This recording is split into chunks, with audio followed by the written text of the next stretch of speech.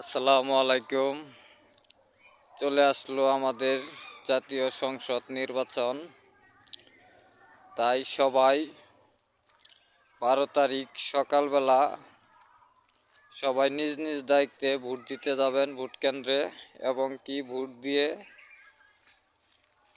আপনার নিজের ভোট আপনি নিজে হিসাব করাই কোনটা হিসাব করে নেবেন। সবাই একটা করে ভোট দিবেন। আমার তরফ থেকে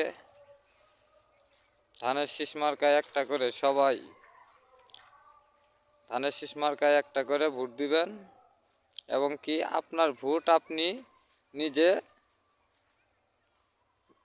অর্জন করে নেবেন। সেখানে দাঁড়ায় থাকবেন সন্ধ্যা পর্যন্ত, যাতে তারেক রহমান দেশের সরকার হতে পারে।